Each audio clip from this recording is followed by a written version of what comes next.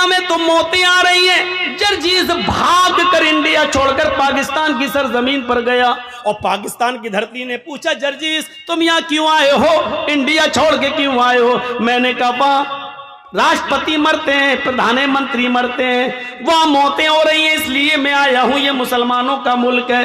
पाकिस्तान की सरजमीन जवाब देती है, तूने बेनजीर भुट्टो की दास्तान नहीं सुनी है, जनरल ज़ियाउल हक की दास्तान तूने नहीं सुनी है। उसको उसके दांतों से पहचाना गया, जब मरा तो उसकी शक्ल तक नहीं पहचानी जा रही थी। तूने जुल्फ़िकार अली भुट्टो को तख्तेदार पे लटकता हुआ नहीं सुना। अरे उधर तो कम मरे इंडिया में, पाकिस्तान में तो भरोसा ही नहीं है, यहाँ कब कौन किसकी गोली से मार दिया जाए। पाकिस्तान में भी तुम महफूज। अस्सलाम वालेकुम दोस्तों, मौत से कोई भाग नहीं सकता है।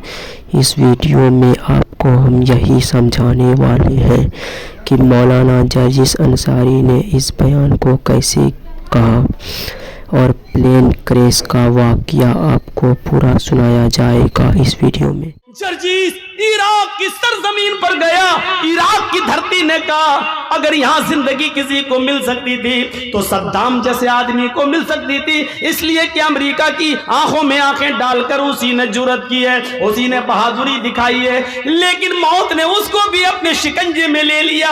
जब पकड़ा गया तो बंकरों के अंदर पाया गया, दाढ़ी बढ़ चुकी थी, मूछें बढ़ चुकी थी, शक्ल से पहचान में नहीं आ रहा था। इराक ने कहा तुम सऊदीया चले जाओ, वहां तुम्हारी जान बच जाएगी। जर्जीस इराक की सरजमीन से भागकर सऊदीया की सरजमीन पर आता है। सऊदीया की सरजमीन में रियाज में उतरता है। रियाज ने पूछा क्यों आए हो? जवाब दिया इसलिए कि इंडिया में मरते हैं, पाकिस्तान में मरते हैं, इराक में मरते हैं, ईरान में मरते हैं, यहां इसलिए आए कि मेरी जान बच जाए। रियाज की सरजमीन ने कहा यहां पर भी जान नहीं बचेगी, इसलिए कि देखो शाह फैसल को उसके भतीजे ही ने मर्डर कर दिया, उसके भतीजे ने मार डाला, बाद में उसको भी कत्ल किया गया।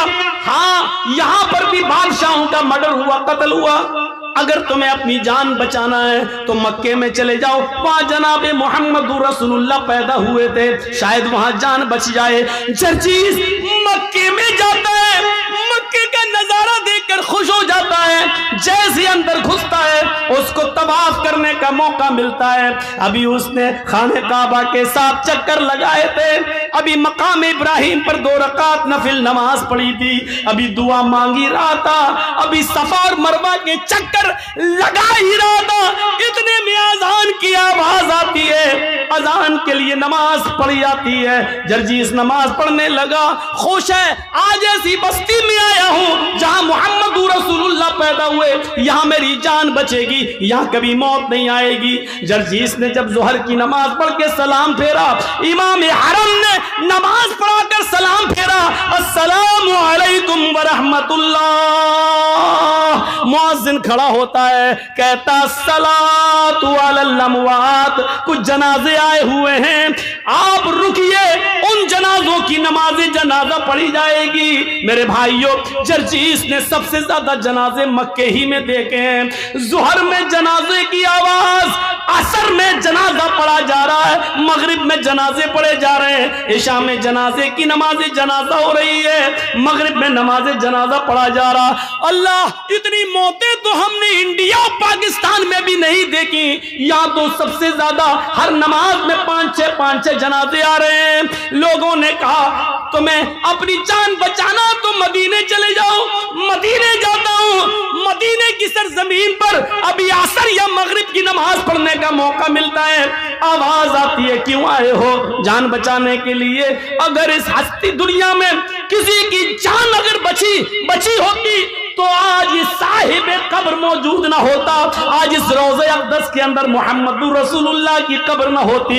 इस कब्र के अंदर अल्लाह का सबसे ज्यादा लाडला, अल्लाह का सबसे ज्यादा प्यारा, अल्लाह का सबसे ज्यादा महबूब बंदा इस कब्र में मौजूद है। जर्जीस, मौत ने उसको भी अपने शिकंजे में ले लिया है, फिर तुम कैसे बच सकते हो? हाशा कल्ला, नहीं। कुछ लोग कुरान पढ़ रहे थे, लोगों से पूछा मैंने ये क्या पढ़ रहे हैं? लोगों ने जवाब दिया ये कुरान पढ़ रहे हैं। मैंने पूछा ये कुरान क्या है? जवाब मिला ये अल्लाह की आखिरी किताब है, कयामत तक तक के तमाम मसाइल का हल इस किताब के अंदर मौजूद है। मौलवी जर्जीस मुस्कुराया, जब कयामत तक सारे मसाइल का हल मौजूद है तो मौत का मसला भी हल होगा। ये किताब हमें हमेशा जिंदा रहने का भी तरीका बताएगी। जर्जीस ने भी वुजू बनाया और कुरान लेकर बैठ गया। नीयत तो ये थी कि जिंदगी भर जिंदा रहे, कभी मौत ना आए, कुरान में ऐसी आयत मिल जाए। लेकिन जर्जीस जब कुरान पढ़ रहा था तो कुरान ने भी डंके की चोट पर ऐलान करके कह दिया, ऐनमा तकूनू युद्रिकुमुल मौत वलौ कुंतुम फी बुरूजिन मुशय्यदा। नहीं नहीं जर्जीस, मौत से बचने का कोई रास्ता कुरान में भी नहीं है। तुम जहां भी हो, जिस जगह भी रहो, मौत तुम्हें उधर आ जाएगी, पकड़ के रहेगी। चाहे पहाड़ों की कोह में चले जाओ, समंदर की तारीकियों में चले जाओ, आसमान की बुलंदियों पर कमन डाल दो, चांद पे रहने लगो या सूरज तक पहुंच जाओ, कहकशाओं तक पहुंच जाओ, अंतरिक्ष तक पहुंच जाओ, कहीं भी चले जाओ, जहां तुम जा रहे हो मौत तुम्हारे पीछे पीछे जा रही है। कुल इन्नल मौतल्लज़ी तफिर्रून मिन्हु फइन्नहु मुलाक़ीकुम। तुम जिस मौत से भाग रहे हो भाग नहीं सकते।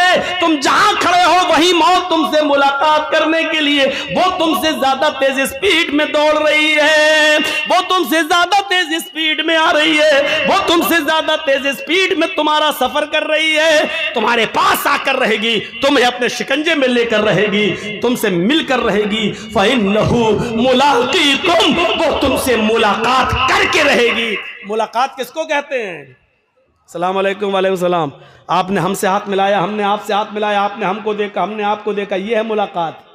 आपने मेरी आंखों में आंखें डाली, हमने आपकी आंखों में आंखें डाली, ये है मुलाकात। फइन्नहु मुलाक़ीकुम, मौत तुमसे मुलाकात करेगी। इसका तर्जुमा मैं यूं भी कर सकता हूं कि मौत तुम्हारी आंखों में आंखें डाल कर रहेगी, यानी मौत तुम्हें अपनी नजरों से तुम्हारी आंखों में आंखें डालेगी और तुम्हारी रूह उस वक्त निकलेगी। वअंतुम हीनइज़िन तंज़ुरून, अपनी आंखों से देखोगे। रूह निकालने वाले फरिश्ते को जब रूह निकाल रहा होगा, वो निकाल के ले जा रहा होगा। मेरे भाइयों, जब तुम्हारी रूह निकलेगी, हमारी रूह निकलेगी, वअंतुम हीनइज़िन तंज़ुरून, उस वक्त मरने वाला अपनी आंखों से देख रहा होगा। बड़ा अजीब मसला होता है जब रूह निकलती है। रूह सबसे पहले पैरों के तलवे से निकलती है नीचे। आप किसी मरने वाले के करीब बैठिए और देखिए, सबसे पहले उसका पैर काम करना बंद करता है। रूह यहाँ से खींचता है मलकुल मौत, यहाँ से खींचकर टखने तक आती है, फिर यहाँ से खींचता है तो पिंडली तक आती है। वस्साक़ बिस्साक़, पिंडलियों से पिंडलियां टकरा जाती हैं और नीचे का धड़ काम करना बंद कर देता है। फिर ये रूह खींचता है तो घुटने तक आ जाती है, घुटने के नीचे का हिस्सा बेकार हो जाता है। फिर रूह खींचता है तो रान तक आ जाती है, रान से नीचे का हिस्सा बेजान हो जाता है। फिर रूह खींचता है तो सीने तक आ जाती है और सीने से नीचे का हिस्सा बेकार हो जाता है। फिर रूह हलक तक आ जाती है, हलक तक आ जाती है और हलक से नीचे का हिस्सा बेकार हो जाता है। और फिर हलक के पास आकर जब रूह को खींचता है, रूह निकालता है, तो ये रूह आँख, नाक और कान, इन तीनों रास्ते से बाहर निकलती है। और जब नाक और कान के रास्ते से निकलते हुए आंखों तक पहुंचती है तो आंखें फट जाती हैं।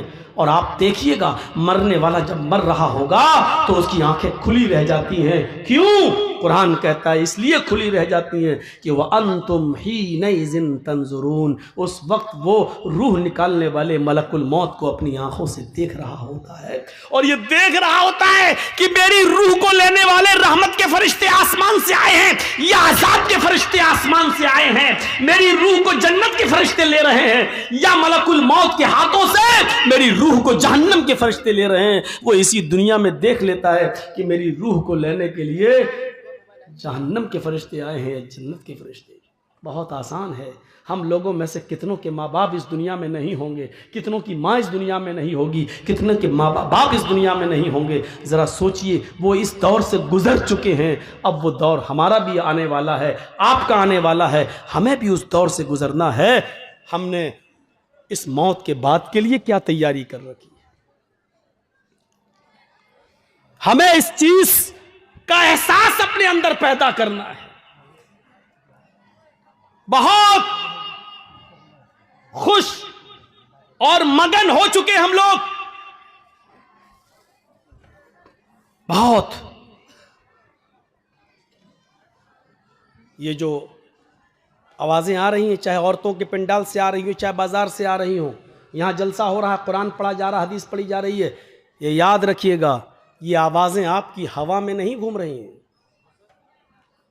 आपने सुबह से लेकर शाम तक, अभी जब सोने जाएं बिस्तर पर, तो सोचिएगा कितनी गालियां दी हैं और कितना आपकी जबान से सुभान अल्लाह और अल्हम्दुलिल्लाह निकला है, उसका हिसाब लीजिएगा।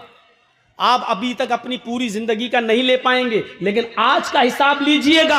आज सुबह से शाम तक कितनी गालियां दी हैं, कितनों को धोखा दिया है, कितनों को नाजायज सताया है, कितनों पर जुल्म किया है और कितनों के साथ अच्छा सलूक किया है। आपने जो कुछ भी किया है वो इस हवा में घूम नहीं रहा है, बल्कि उसको फरिश्ते रिकॉर्ड किए हुए हैं। अच्छा क्या तो दाएं हाथ के फरिश्तों ने रिकॉर्ड कर रखा है, बुरा आपकी जबान से निकला तो उसको बाएं हाथ के फरिश्तों ने रिकॉर्ड कर लिया है। वो इस हवा में है नहीं। ये मत सोचिएगा कि उस हवा में घुल गया और मिल गया और चला गया, नहीं, वो रिकॉर्ड है, वो रिकॉर्ड है। और कयामत के दिन अल्लाह उस रिकॉर्ड को हमारे सामने पेश कर देगा। फमन यअमल मिस्काल ज़र्रतिन खैरन यरा वमन यअमल मिस्काल ज़र्रतिन शर्रन यरा। जर्रा बराबर नेकी की होगी तो उसको भी तुम अपने नामे आमाल में देख लोगे, जर्रा बराबर बुराई की होगी तो उसको भी तुम अपने नामे आमाल में देख लोगे। इस चीज का एहसास हमारे और आपके अंदर आना चाहिए। जहन्नम का सबसे हल्का अजाब उस आदमी को दिया जाएगा जिसके पैरों के तलवे के नीचे आग की 2 चिंगारियां होंगी। इन्ना अहवना अहलिन नारी अज़ाबन यौमल क़ियामती लरजुलुन युज़अु फी अख़मसी क़दमैहि जमरतान। नोट करिए, इन्ना अहवना अहलिन नार, सबसे हल्का अजाब उस आदमी को होगा, यानी दुनिया में जिसने सबसे कम गुनाह किए होंगे, और उसको जहन्नम में सबसे हल्का अजाब दिया जाएगा। भैया स्टेज पर चलना बंद कर दीजिए आप लोग, ये हिल रहा है, मुझे लग रहा है कि गिर जाएगा।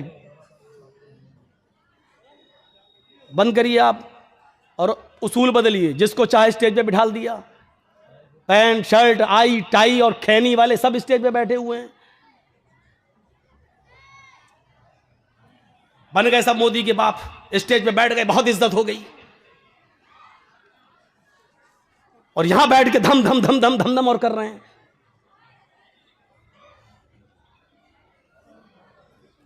इन्ना अहवना अहलिन नारी अज़ाबन यौमल क़ियामती, सबसे हल्का अजाब उस आदमी को दिया जाएगा कयामत के दिन। लरजुलुन युज़अु फी अख़मसी क़दमैहि जमरतान, जिसके पैरों के तलवों के नीचे आग की 2 चिंगारियां रख दी जाएंगी। चिंगारी, कभी बीड़ी पिए हो? हाँ, वो तो बहुत लोग होंगे ऐसे। मौलाना साहब किसी को खड़ा करके पूछो, कहेगा हाँ हाँ हाँ मौलाना साहब गलती हो गई, आइंदा नहीं पिएंगे, लेकिन अभी तो कहेगा हाँ पीते हैं। चिंगारी देखी आपने? एक आध चिंगारी उठती है। अंगारे की बात नहीं कर रहा हूं मैं, अंगारा तो इतना बड़ा होता है, कोयला आपने जलाया वो अंगारा है, वो तो बहुत बड़ा हो गया। आग की 2 चिंगारी 2 पैरों के नीचे, इन तलवों के नीचे रख दी जाएगी। ये कौन आदमी होगा मालूम है? जिसने सबसे कम गुनाह किए होंगे और दुनिया जहन्नम में जिसको सबसे हल्का अजाब हो रहा होगा। हम लोगों ने सबसे कम गुनाह किए हैं, ये तो बाद ही में पता चलेगा कम किए कि ज्यादा किए। 2 चिंगारियां रखी जाएंगी और इन दोनों चिंगारियों का हाल क्या होगा? यग़ली मिनहुमा दिमागुहु, इन दोनों चिंगारियों से उसका दिमाग खौल रहा होगा हांडी की तरह। जैसे गोश्त उबलता है ना, हांडी में आप गोश्त रख दीजिए और थोड़ी देर के लिए आग पर रख दीजिए, उसके बाद देखिए हो आवाज आती है ना, चूल्हे पर आवाज। यग़ली मिनहुमा दिमागुहु, इन दोनों चिंगारियों से उसका दिमाग खौल रहा होगा। यारा अन्नहु अशद्दु अज़ाबन, वो समझ रहा होगा पूरी जहन्नम में सबसे ज्यादा सख्त अजाब मुझी को दिया जा रहा है। दो चिंगारियों की वजह से वो क्या समझेगा कि मुझे सबसे ज्यादा सख्त अजाब दिया जा रहा, हालांकि उसको सबसे हल्का अजाब हो रहा होगा, लेकिन वो ये समझेगा कि पूरी जहन्नम में सबसे ज्यादा सख्त अजाब मुझे दिया जा रहा है, सबसे ज्यादा सख्त अजाब। ये तो सबसे हल्का अजाब हो गया। अब अल्लाह जाने सबसे हल्का अजाब किसको मिले, कौन हो जिसने सबसे कम गुनाह किए। ये तो सबसे हल्का अजाब हो गया, लेकिन सबसे ज्यादा सख्त अजाब किसको दिया जाएगा, वहां नाम आए हैं। सबसे ज्यादा सख्त अजाब किसको दिया जाएगा, वहां अल्लाह के नबी ने नाम लिए हैं। इन्ना अशद्द अज़ाबन यौमल क़यामती अल मुसव्विरून। आखिरत के अंदर सबसे ज्यादा सख्त अजाब, सबसे ज्यादा हार्ड अजाब उसको दिया जाएगा जो दुनिया में तस्वीरें बनाया करता है, जो दुनिया में तस्वीरें लिया करता है। खुलकर क्यों ना कह दूं, जो अपने मोबाइलों में सेल्फी लेता है, फोटो खींचता है, किसी मौलवी के साथ वो सेल्फी लेकर फख्र करता है, अपनी दुकान में मौलाना को बिठा के सेल्फी लेकर उसके प्रचार करता है। इन्ना अशद्द अज़ाबन यौमल क़यामती, इन्ना अशद्द अन्नास, सख्त अज़ाब लोगों में सबसे ज्यादा कयामत के दिन उसको दिया जाएगा अल मुसव्विरून, जो दुनिया में तस्वीरें बनाया करते हैं, जो 50 लाख से ज्यादा उलमा, 20 करोड़ से ज्यादा मुसलमान। कभी मुहासिबा किया है, कभी हिसाब लिया है। 4 लाख से ज्यादा मदरसे, 50 लाख से ज्यादा मौलाना, और नमाजियों का परसेंटेज सिर्फ 2%। इन 20 करोड़ मुसलमानों में मस्जिदों में नमाज का परसेंट अगर जोड़ो तो सिर्फ 2%, जुमे में 5% हो जाता है, रमजान में थोड़ा सा और बढ़ जाता है, क्योंकि मौसम आता है। मौसम है ना, आम का मौसम आया तो आम, मौसम गया तो आम, पता नहीं चलता है। ऐसे ही मौसमी मुसलमानों को आप जानते हो कौन है, जो रमजान के मौसम में नमाज पढ़ते हैं, मौसम गया तो आम और फ्रूट की तरह ये भी बेचारे मस्जिदों से गायब हो जाते हैं। कभी मुहासिबा करा, गुस्सा आ रहा है ना, आना चाहिए। गुस्सा जिंदों को आता है, मुर्दों को नहीं आता। आना चाहिए, इस बात पर नहीं आना चाहिए कि एनआरसी लागू होगी क्या होगा, इस बात में गुस्सा नहीं आना चाहिए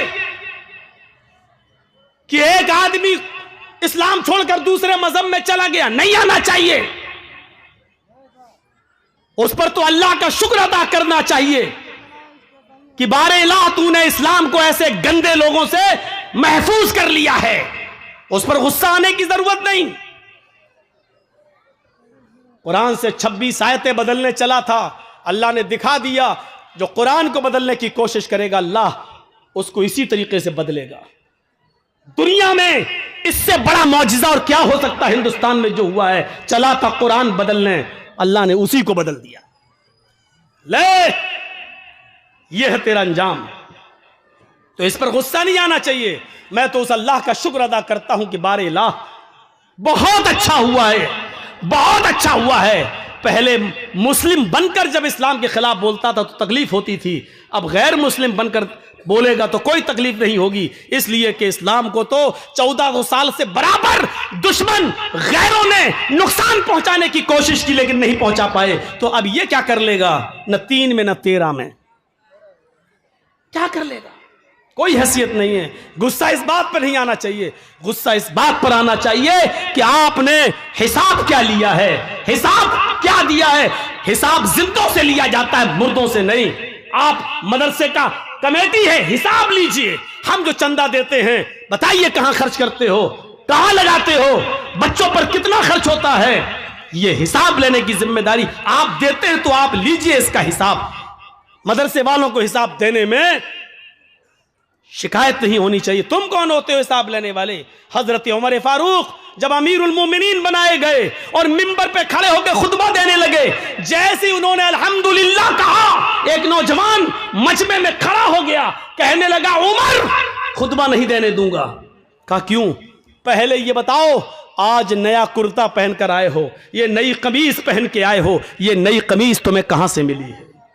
तुम्हारी तनख्वाह तो बैतुल माल से इतनी नहीं है कि उसमें तुम नया कपड़ा सिला सको। आज ये नई चादर तुम्हारे जिस्म पर मैं देख रहा हूं, ये कुर्ता, ये कमीज तुम्हारे पास कहां से आया? हजरत उमर जवाब देते हैं कि इसका जवाब मैं नहीं दूंगा, मेरा बेटा देगा। आए मेरे बेटे उठो और जवाब दो कि ये नई कमीज, नया कुर्ता कहां से आया? बेटा उठता है और जवाब देता है, आए लोगों सुनो, बैतुल माल में बहुत सी चादरें आई हुई थी और उन चादरों में सबको मुसलमानों में बंटना था। तो वो चादरें जब बटी तो सबको एक एक चादर मिली, मेरे बाप को भी उसमें एक चादर मिली, सबको एक एक चादर दी गई, मेरे बाप को भी एक चादर मिली। उसी चादर की इन्होंने कमीज बना ली। हजरत उमर ने कहा, नौजवान क्या अब मैं खुतबा दे सकता हूं? तुमने मेरी सफाई मेरे बेटे की तरफ से सुन ली, अब जवाब दे, अब मैं खुतबा शुरू करूं? कहा नहीं। कहा क्यों? कहा अब तो मैं और उलझ गया हूं। कहा एक एक चादर सबको मिली, मुझे भी तो मिली थी। मैं दर्जी के पास गया, उस एक चादर में मेरी कमीज नहीं बनी। तुम तो हमसे डबल हो, तुम तो मोटे ताजे हो, तंदुरुस्त हो, हट्टे खट्टे हो। हम तो 5 फीट के हैं, तुम 6 फीट से भी ऊंचे हो, फिर तुम्हारी कमीज कैसे बन गई? हजरत उमर ने कहा, बेटे इसका भी जवाब दो। हजरत उमर का बेटा कहता है, लोगों और आए हिसाब लेने वाले तू भी सुन, मेरे बाप को एक चादर मिली थी, मुझे भी तो एक चादर मिली थी, सबको एक एक चादर दी गई, उसमें मेरा भी हक था, मुझे भी एक चादर दी गई। मैंने अपने बाप की कमीज में कई जोड़ लगे हुए देखे, पैबंद लगे हुए देखे, तो मुझे अपने बाप की कमीज पर बड़ा अफसोस होता था कि मेरे बाप के पास कोई कपड़ा नहीं है। तो मैंने अपने बाप को अपनी भी चादर दे दी, अपनी चादर और मेरी चादर दोनों चादरें मिलाकर मेरे बाप ने कमीज बना ली। हजरत उमर ने कहा, नौजवान अब क्या कहते हो, अब मैं खुतबा दूं? वो नौजवान बैठ गया, अमीरुल मोमिनीन अब आप खुतबा दीजिए। अल्लाह की कसम मुझे फख्र है कि मेरा अमीर ऐसा है कि जिसने अमानत में खयानत नहीं की है, जिसने एक पैसे की भी अमानत में खयानत नहीं की है, कपड़े के एक तार की भी अमानत में खयानत नहीं की है। अब आप खुतबा दीजिए। मैंने ये सबके सामने इसलिए पूछा ताकि आपकी सफाई सबके सामने आ जाए। मेरे भाइयों, सबके सामने उस आदमी ने पूछा, हिसाब लिया और उमर फारूक ने सबके सामने हिसाब दिया। हिसाब जिंदों से लिया जाता है, मुर्दों से नहीं। मुर्दे तो मर गए, वो अपने कर्म जो किया है उसके हक वो भुगते। अच्छा किया तो अच्छा, बुरा किया तो बुरा, लेकिन जिंदों से हिसाब लिया जाता है। आप जिंदा कौम हैं, मुहासिबा करिए। मुहासिबा 20 करोड़ मैंने कम बताए। इस भारत में मुसलमान है 30 करोड़ से ज्यादा, मदरसे हैं 4 लाख से ज्यादा, उलमा है 50 लाख से ज्यादा। लेकिन इतने मदरसे होने के बाद, इतने आलिम होने के बाद, इतने मुसलमान होने के बाद, मस्जिदों में इन मुसलमानों के नमाज पढ़ने का परसेंट है सिर्फ 2%। मेरे भाइयों, ये 98% मुसलमान क्या कर रहा है? ये 98% मुसलमान क्या कर रहा है? कभी आपने मुहासिबा किया? कभी आप जो समाज और सोसाइटी के अंदर पंचायतें बिठा लेते हो, जो जुल्म करते हो, भरे मजमे में कहता हूं, अगर मेरी बात गलत हो तो बताओ, आज ऐसा होता है कि नहीं होता है कि एक लड़की बाकायदा पंचायत में कहती है कि इस लड़के के साथ मैं 1 साल से रह रही हूं, 2 साल से मेरा इसके साथ ताल्लुक है, अब ये शादी नहीं कर रहा है मेरे साथ, लिहाजा शादी करवाइए। और वो लड़का शादी से जब मना करता है तो पंच लोग बैठकर फैसला करते हैं कि तुम रहते थे कि हाँ ये भी राजी थी, मैं भी, मैंने ऐसा ऐसा किया, तो क्या हुआ? अब पंचायत फैसला क्या करती है? 5 लाख रुपया तुम दो, या तो शादी करो, और शादी नहीं कर रहे हो तो लड़के से 5 लाख, 2 लाख, 1 लाख रुपया लेकर लड़की को दिया जाता है कि जाओ तुम अपना घर बसा लो। बताओ ऐसा होता है कि नहीं होता है? और ये पंचायत में ये फैसले किए जाते हैं कि नहीं किए जाते हैं? ऐसा भी होता है, लड़का किसी लड़की को लेके भाग गया, समाज सोसाइटी में बुराई हुई, बुलाया गया, लड़का लड़की को लेके आ गया, पंचायत बैठती है और पंचायत में ये लड़की का बाप रोता है, अब मेरी लड़की कहीं मुंह दिखाने के लायक नहीं रही, पंचायत बैठती है और पंच फैसला करते हैं कि तुम इस लड़की से शादी करोगे। साहब शादी नहीं करेंगे, मेरे घर वाले तैयार नहीं, लाइए 2 लाख रुपया दो, और लड़की को दे दिया जाता है। मैं पूछना चाहता हूं कि लड़की अपनी मर्जी से जब भागी है, लड़का भी अपनी मर्जी से भागा है, पंचायत बैठी है, सजा लड़के को ही क्यों मिल रही है? उससे 2 लाख रुपया लेकर फिर उसी लड़की को क्यों दिया जा रहा है? जब गलती दोनों की थी तो सजा दोनों को क्यों नहीं मिल रही है? एक तरफा सजा का क्या तमाशा है, ये मुझे बताइए। ये आपकी सजा क्या शरई सजा है? क्या कुरान और हदीस के मुताबिक सजा है? जबकि कुरान ये कहता है कि जिना के मामले में लड़की ज्यादा गलत होती है, लड़का कम। लड़की की तरफ से ज्यादती होती है और लड़के की तरफ से कम, क्योंकि कुरान ने कहा है अज़्ज़ानियतु वज़्ज़ानी फजलिदू कुल्ला वाहिदतिन मिनहुमा। जिना करने वाली लड़की और जिना करने वाला लड़का, इन दोनों को 100-100 कोड़े मारो। अल्लाह ने पहले लड़की कहा है, बाद में लड़का कहा है, क्योंकि जिना की शुरुआत और जिना की हिम्मत और जिना के लिए उकसाना लड़की की तरफ से पहले होता है। लड़का ठीक है भगा रहा था, लेकिन लड़की अगर भागने का इशारा न करती तो कभी जिंदगी के अंदर लड़का उस लड़की को भगा नहीं सकता था। मेरे भाइयों, फिर लड़की को सजा न दी जाए और पैसा लेकर जुर्माना लड़की को दे दिया जाए। शर्म आनी चाहिए ऐसे पंचों को, और शर्म आनी चाहिए ऐसी पंचायत को जो बिल्कुल दोगला, नालायक और अखलाक से गिरा हुआ फैसला करते हैं। तुम्हें कयामत के दिन अल्लाह के यहां इसका जवाब देना होगा। भाग रही लड़की, साहब मुंह काला हो गया है, क्यों भागी? साहब चली गई, इसका मतलब बाप की गलती थी। क्यों दिया था तूने अपनी लड़की को एंड्रॉइड मोबाइल? क्यों चलाती थी व्हाट्सएप? क्यों चलाती थी मैसेंजर? क्यों चलाती थी फेसबुक? मोबाइल तो तूने ला कर दिया है ना, या चोरी छिपे लड़की मोबाइल चला रही हो, घर में लड़की की अम्मा तक को पता ना हो? सब मिली हुई होती हैं, अम्मा भी बिटिया से मिली होती है। इस मौके पर वो सीरियल याद आता है, बेटी भी कभी मां भी कभी बेटी थी। हम सास भी कभी बहू नहीं कहेंगे। आज बेटी जो कर रही है, मां जानती है कि बेटी क्या कर रही है, क्यों? मां भी कभी किसी की बेटी थी। सर्दियों के लिए तो लड़कियां दुआ मांगती, अल्लाह जल्दी सर्दियां हैं। क्यों मालूम है क्यों? क्योंकि गर्मियों में मोबाइल नहीं चला पाती हैं, सर्दियों में कंबल डाला, अंदर अंदर चल रहे हैं, अंदर सर्दियों की दुआएं मांगी जाती हैं। ऐसी लड़कियां भागेंगी नहीं तो और क्या होगा? अभी तुम सोच रहे हो कि मौलाना क्या करें? अभी कुछ दिन देखिए, अब फिर ये बदलती है 2024 में, अगर यही रवैया रहा तो अभी आप देखिए, अभी तो मुस्लिम लड़कियों का मुस्लिमों के साथ मामला है, अभी आप देखिएगा। अभी तो सिर्फ एक आदमी बदला है, उधर जाकर धर्म चेंज किया है। अभी तो आप और हमारी बेटियां जाएंगी और धर्म चेंज करेंगी, दूल्हा बदलेंगी।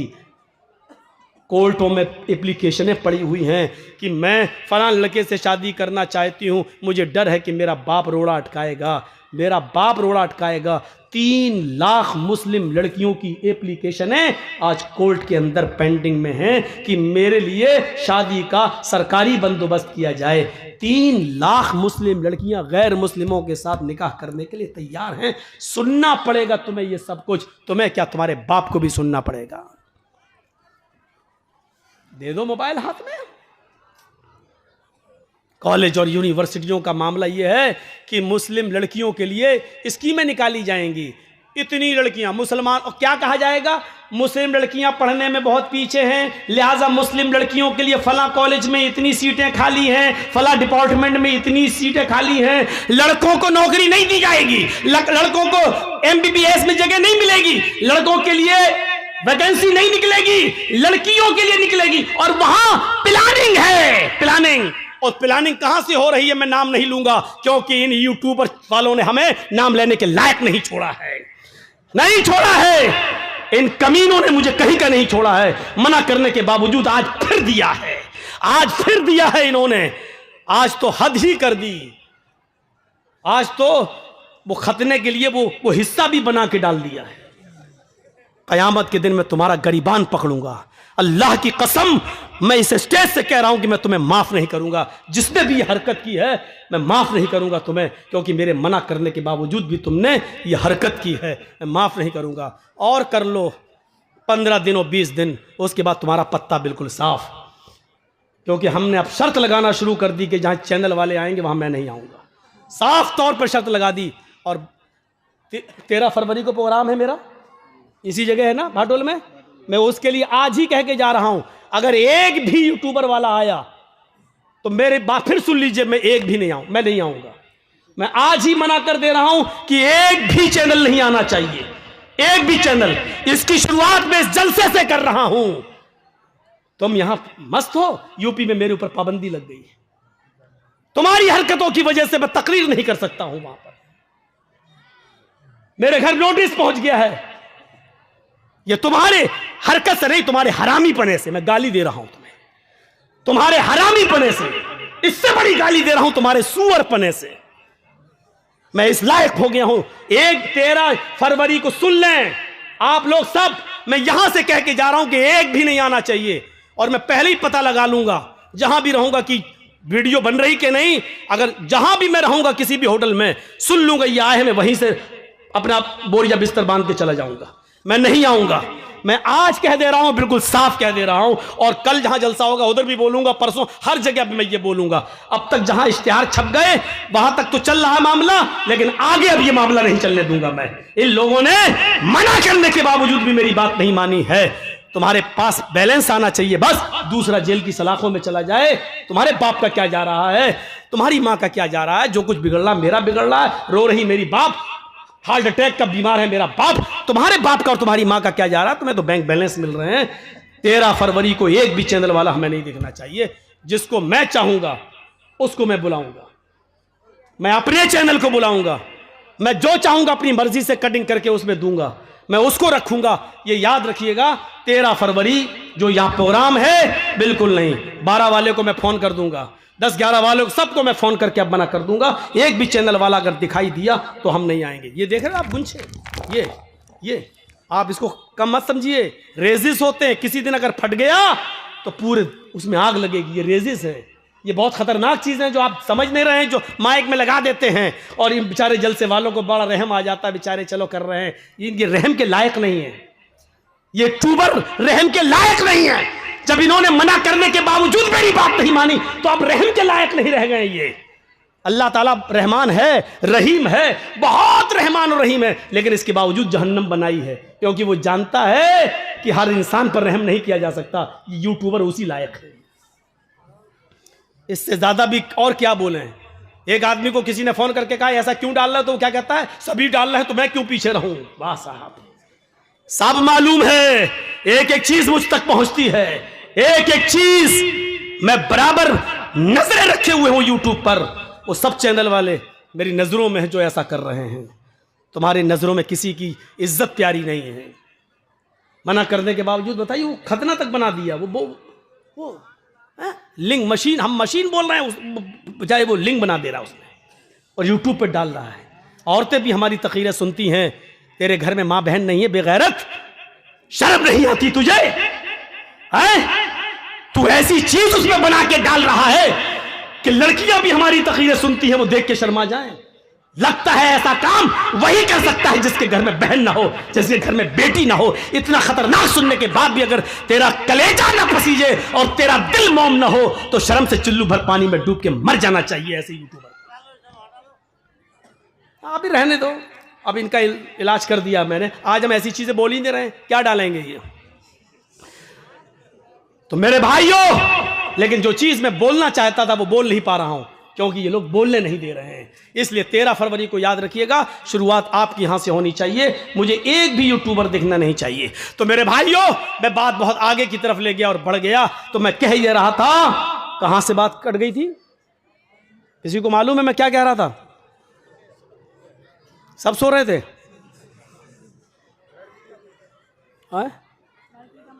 क्या लड़की का मैटर? तू तो छोटा, तुझे कैसे मालूम लड़की का मैटर? देखो इतना सा रखा था लड़की का मैटर। क्या कह रहा था? अरे छोड़िए, धर्म परिवर्तन। तो मेरे भाइयों, सबसे सख्त अजाब उस आदमी को होगा, इन्ना अशद्दन नास अज़ाबन यौमल क़यामत अल मुसव्विरून, तस्वीर बनाने वालों को। तो मैं भाइयों, यहां से आप बात को रखिए, अल्लाह का शुक्र अदा कीजिए कि आप इस्लाम से जुड़े हुए हैं और इस चीज की कदर कीजिए।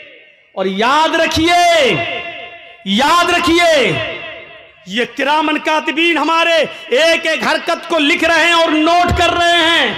हमें और आपको सबको इसका हिसाब किताब देना है। अल्लाह रब्बुल आलमीन के यहाँ रिकॉर्ड हो रहा है, हमारा सब कुछ रिकॉर्ड हो रहा है। और इसके बाद एक चीज और बताना चाहता हूं मैं आपको।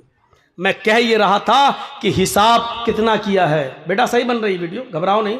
तुम्हारे चैनल में आज 80,000 रुपये आएगा इस महीने का। इसको अभी पूछो मैं क्या कह रहा था तो नहीं मालूम है इसको, लेकिन ये देखने आया कि सही बन रही कि नहीं वीडियो। इतना डांटने के बाद भी हरामी पना देखिए आप और सुअर पना देखिए, ये हाल है इनका। सोचिए आप, मुझे पुरानी वाली मुझे आदत पे आना पड़ रहा है। मैं सोच रहा था उम्र बढ़ गई, अब अपने अंदर संजीदगी लाओ, लेकिन आप लोगों ने लाने नहीं दिया। अभी भी देख रहा सही बन रही कि नहीं बन रही है। शर्म आनी चाहिए, शर्म। तो मेरे भाइयों, मैं कह यही रहा था कि हमें और आपको एक एहसास पैदा होना चाहिए। 4 लाख मदरसे, यहां से मेरी बात कट हुई थी। परसेंट कितना? 2%।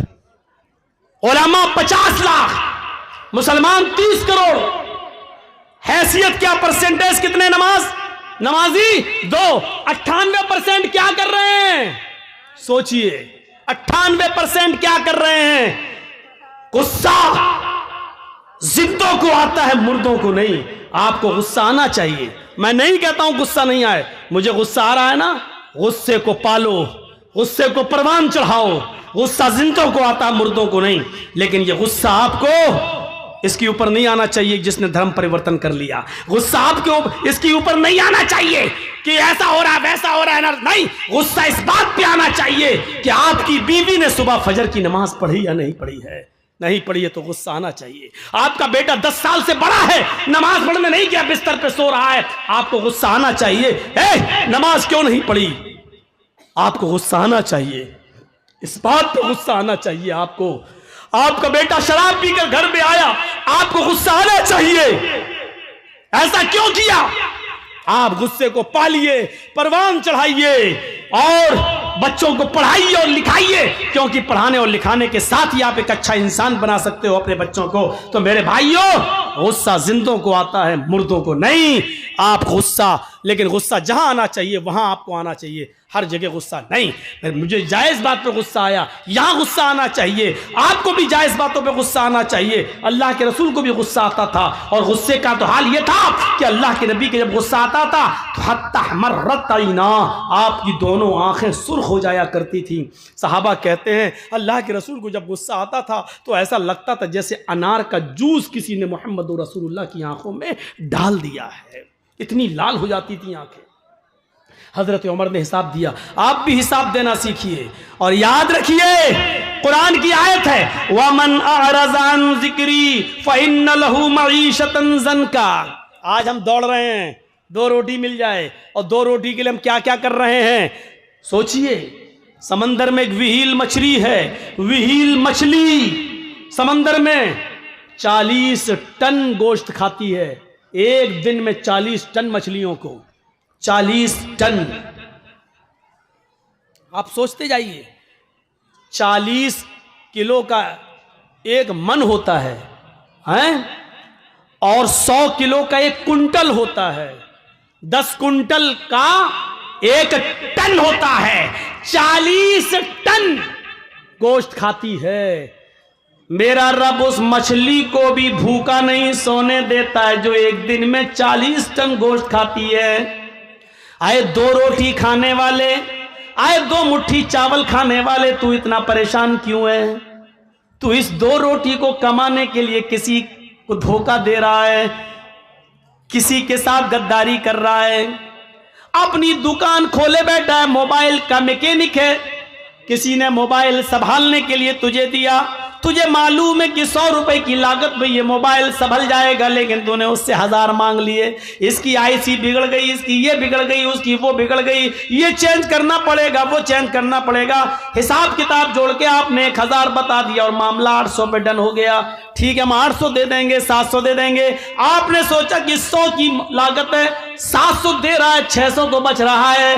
आपने 100 की जगह 1000 बताया, 100 की जगह 150 बताना आपका जायज था, 100 की जगह 200 बता देते आपके लिए जायज था, लेकिन 100 की जगह 1000 बताकर 700 पे अपने मामले को डन करना, ये है कुरान की उस आयत के मुताबिक कि या अय्युहल्लज़ीना आमनू ला ताकुलू अमवालकुम बैनकुम बिल बातिल, ईमानो वालो तुम आपस में एक दूसरे का माल नाजायज तरीके से मत खाओ। ये मुसलमान का ही माल नाजायज तरीके से खा रहा है, ये उसको गसब कर रहा है। मेरे भाइयों, 100 रुपए का मोबाइल 150 आप ले लो, 200 ले लो, आपने 700 रुपए जो लिए हैं यह आपके लिए हराम है। अल्लाह की कसम, अब आप जो खाना खाकर मस्जिद में जाओगे नमाज पढ़ने के लिए, आपकी नमाज कबूल नहीं होगी। जिसने हराम का एक